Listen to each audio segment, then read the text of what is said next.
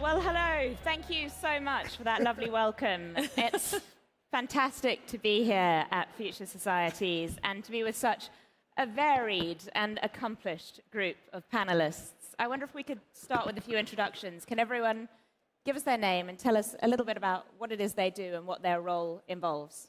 Alison, you go first. So my name's Allison Wagner. I'm an Olympic swimmer, and I mostly am here representing clean athletes and talking about anti-doping later in the summit tomorrow. But happy to be here and talking about recreation and play. Great, good. I'm Rob. I work for Lego. I head up kids engagement, which means that we're trying to create experiences that inspire kids to build a more creative with Lego bricks. Branko. So I'm a co-founder of a mobile games company. So I guess I make games for a living. A very successful mobile games company. Yeah.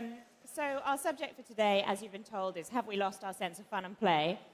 Big question. And I'd like to get a feeling for your gut instincts. So can I ask for a yes or no answer? And then once we have our discussion, I'll revisit at the end and find out if you've changed your mind. Alison, what's your gut instinct? Have we lost it? Yes. Yes. Okay. Rob? I would say maybe yes for adults, but no for kids. No for kids. Okay. Yeah. No. No. Okay. We've got some disagreement. That's good. So first of all, let's get a sense of how play is changing. Rob, I'm going to start with you because you sort of bridge these two worlds of analog play, so to speak, Lego bricks having been part of people's childhoods and so on for many years, and then crossing into the digital sphere with Lego Life. Can you explain that concept to us and how it reflects how play has changed? I think it hasn't changed as much as people think. There's a lot of focus these days on screen time that kids have. Is that like a wholesome, nutritious way for them to play versus going outside and running in the trees or building physically with blocks? But actually, screen time that kids have hasn't changed that much in the last 10 years. And it's just the nature of the way they interact with screens that's changed. So, on average, they're looking at an iPad the same as they were watching TV, quite a while ago. It's just they're interacting with that screen more. And you can decide whether or not the experiences they're having and that increased interaction is a good thing or a bad thing, but I don't think it's a black or white argument. We try and use those devices and that increased engagement with those digital devices as a way to inspire kids to be more creative. And that happens. So again, there's been a lot of focus in the past around trying to combine physical and digital play for kids, like with toys that you put onto portals and appear in games. But kids don't like to be forced into what we think they do. They kind of have their own ideas of what they think is fun, and they don't define play by digital, physical. They just want to have fun, basically. Okay, so your argument is that they're replacing one kind of screen with another. But I suppose one thing we do hear a lot of is the idea of video game bashing. Games are blamed for everything from increased aggression, if they're violent games, to a decrease in attention spans. Branko, do you feel that the gaming industry is unfairly demonized in that regard? Yes, I do. So, of course, there is different examples, different genres of games for different audiences. So, again, it's not black and white. But in general, my take on that is that we still live in a world where a lot of people, I would dare to say majority of people, struggle in their lives. So they work hard, fight for another day, even. And video games, are actually, one of the rare tools that, can give these people some level of happiness or give them the opportunity to be champions. Now, we have a real champion here, but there can be, one like her in Olympics. And that's it. Everybody else, is not really a champion. So I think through video games, we actually scale the opportunity for people to be champions and, as a consequence, feel good about themselves and feel happy. Even, run away for a second, hour, whatever, from the real life, which is not always, amazing and, something you want to play with. Of course, like for most of the people here in this room, we're just fine. Everybody's in Lisbon enjoying the summit. We're going to have nice dinners, in the evening. Amazing. But, we're talking about majority of the human population. So that's why I think that, games are actually not only, being bashed more than they should, but they are also not given the credits for, making lives of, millions or hundreds of millions of people actually a bit better.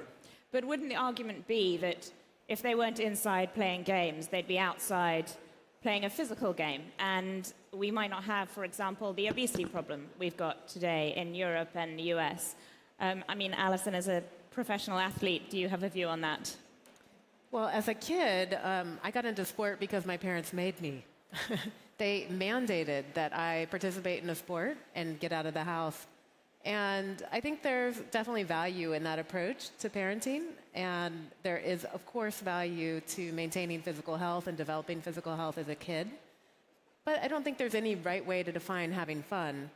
And I don't think it's totally fair to demonize video games or inside playing as well. But there has to be some sort of balance.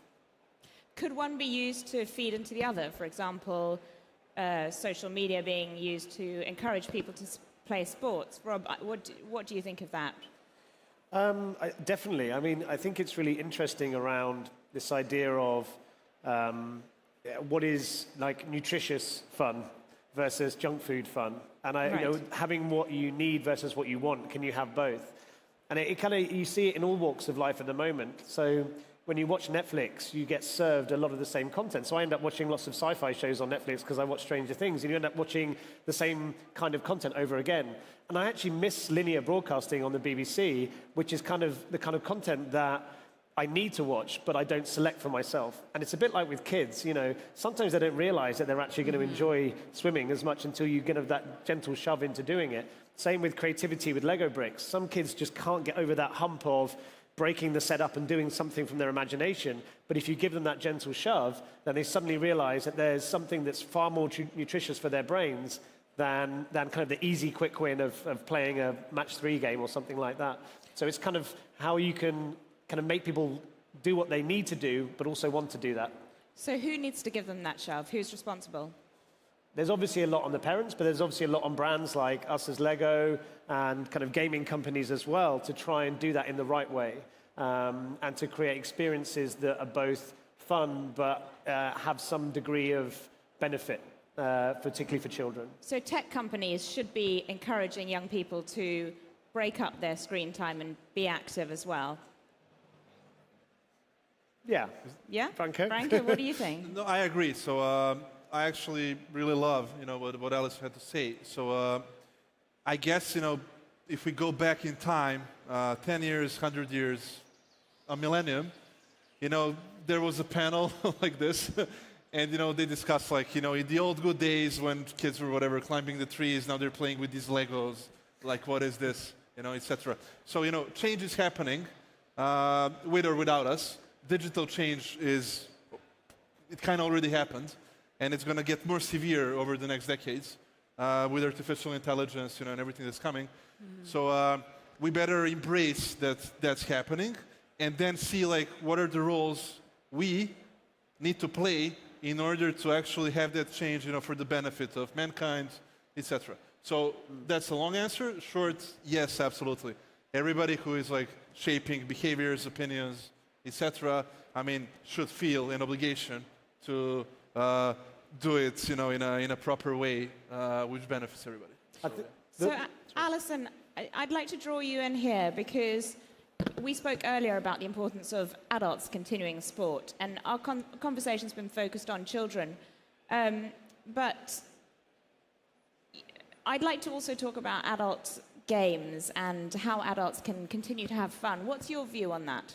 I think sports are a great way to have fun as an adult. I think oftentimes as adults we get stuck in this pattern of relieving stress, but not necessarily having fun. So relieving stress could be having fun in whatever way that is for you or whatever method. But to actually intend to have fun is perhaps a different approach. And sports is a great way to do that because it's perfectly acceptable as an adult to play a sport or to learn a new sport.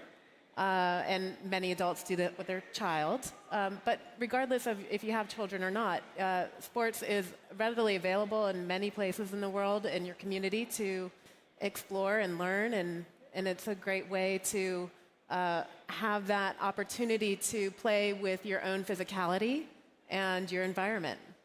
So what's the role of tech here? Because one thing we've seen a lot over the past few years is the gamification phenomenon, whereby everything from the number of steps you walk to how many likes you get on Instagram becomes a challenge and a game, as it were. Is tech introducing more play into adult lives?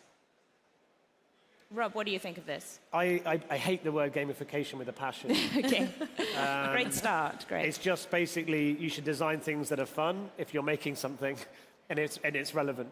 You know, sometimes you're designing something for efficiency or whatever, but if you have anything that has any propensity to fill someone's life and isn't absolutely necessary, of course you should make it fun, whether it's in the office or a tool or an app or whatever. So gamification, I think, is an industry that's sprung around kind of essentially making things better and more fun. So it's an interesting concept and word, but I think it's become this kind of word that all encompasses actually just doing something well. The one thing that kind of haunts my dreams, like from a tech point of view, is the film WALL-E. So, you know, when they're all up in the spaceship cruising and the human race has become like the blob watching the screen and they can't move their limbs, it's like, I feel like we have a sense of responsibility in any of the roles that we have to prevent that from happening. Right. Somehow, because it kind of feels like a realistic future in some case. And it's kind of, how can we embrace the technology we have without ending up in WALL-E? Well, I mean, how can we do that? What do you see as a possible solution in that regard? Is that a governmental thing? Is it a private company thing? Who bears the responsibility? Branko, what's your view? So I'm a bit more optimistic than that, and I agree on gamification. Like, that's overhyped. Now it's kind of dying. So I think like that's not going to happen anyways, because in order for you as a human being to feel good and not miserable, you need to, you know, have a variety of activities, including sports and exercise, etc.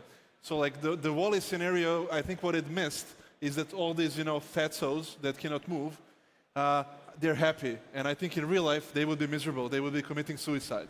Okay. Because they would be so bored and like feeling ill because like they don't move and do anything, they don't think, that, you know, they would just kill themselves or something similar. And in reality, what you actually see when you walk the streets of Lisbon is, even though we are in the digital age, etc., like, you know, a lot of people are fit and, you know, they look just normal and fine. And I'm sure they spend a lot of time playing games, doing sports, reading books, and most of their time they work, sitting in a chair, which is probably the least healthy thing of all we mentioned. So that's it. We need to find the balance. And I think, you know, as just by being, you know, alive or animals or whatever we are, like we require diversity of activities, behaviors, etc. So WALL-E is not going to happen. That's, you know, my bet. But I agree on the, you know, we need to also help the outcome be, you know, as positive as possible. So that optimism leads on nicely to the idea of the benefits of tech and of gaming. I mean, various studies have shown improvements in vision, improvements in multitasking, decision-making.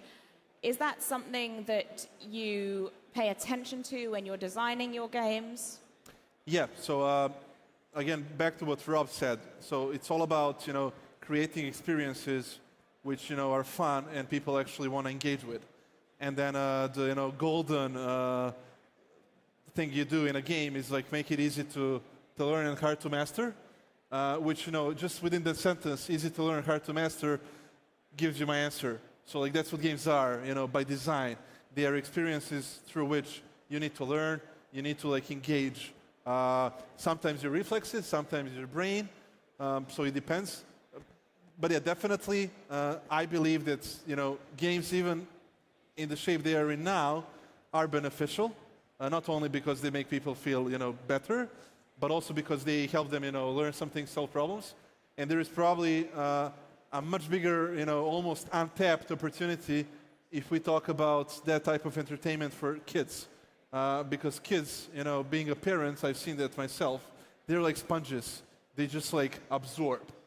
And, giving them something really beneficial for them to absorb on that, iPad or whatever, is probably, a smarter way to spend their time in front of the screen than, watching YouTube videos that are often not even for kids.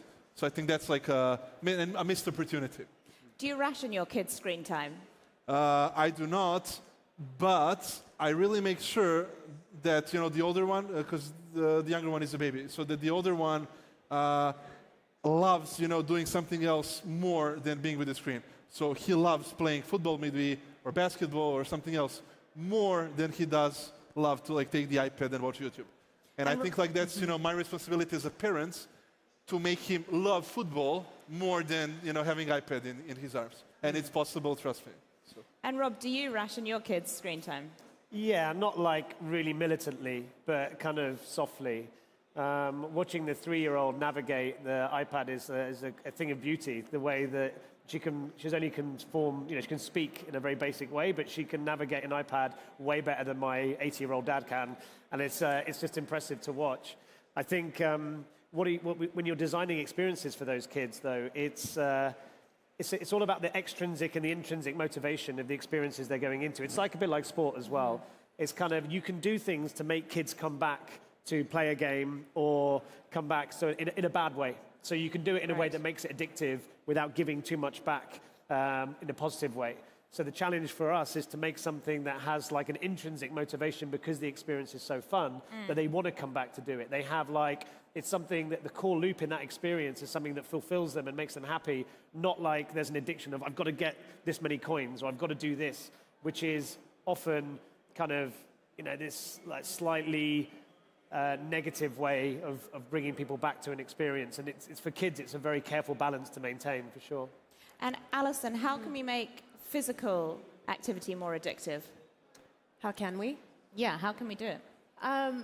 I think the enjoyment of it. I mean, to let your kid find something that they enjoy physically and let them explore it.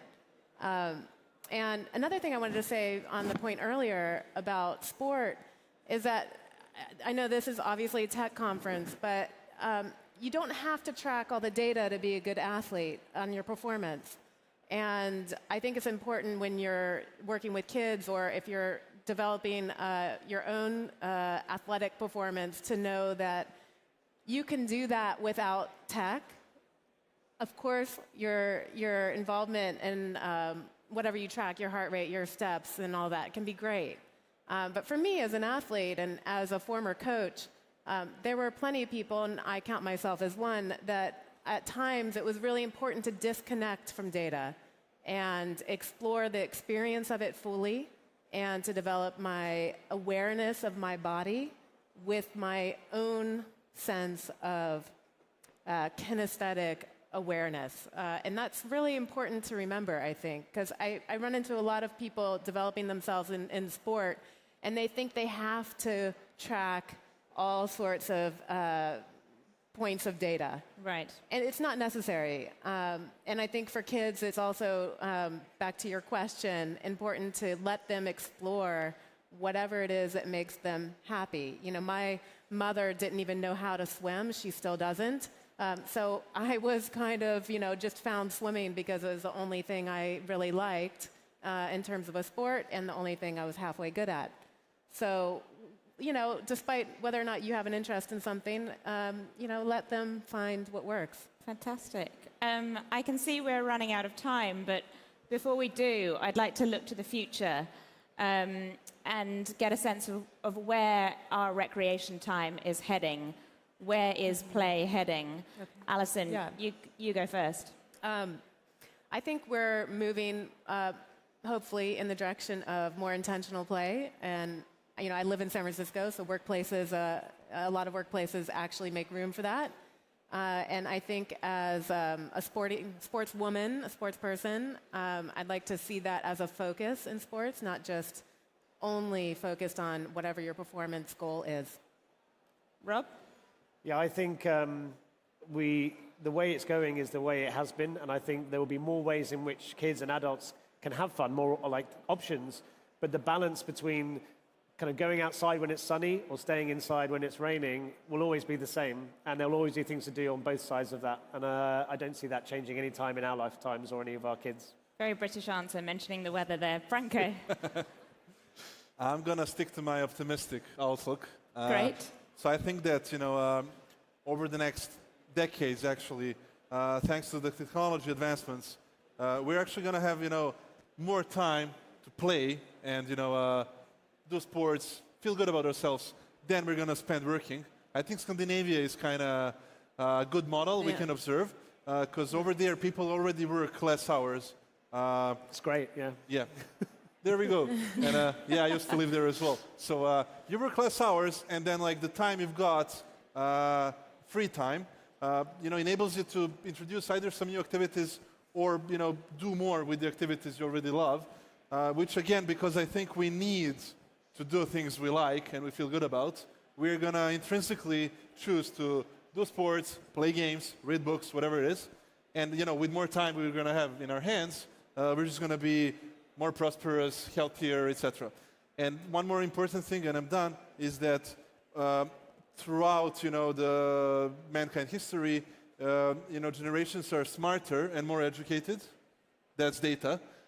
So if we extrapolate that to the future, we're going to have smarter and more educated Earth population, which is also going to understand the benefits of having more free time, doing sports, etc. So combine that with the intrinsic needs, I think we're going to just enjoy life way more. Gosh. Which might put me out of business. That does sound but that's okay. Okay, well, I feel that there might have been a few changes of mind. I don't know, but I'd like to go back to my first question. Have we lost our sense of fun and play? Branko, I can guess what your answer is, but give it to us anyway. No. No, we haven't. Rob? No, I don't think so. Alison, you're the one I'm interested in, because you sounded very upbeat at the end there. Have we lost it? I mean, I still think we have, but I have optimism for the future. Fantastic. Yeah. Fantastic. Well, on that happy, optimistic note, thank you so much for having us, and thank you to our fantastic panelists. Obrigado. Thank you.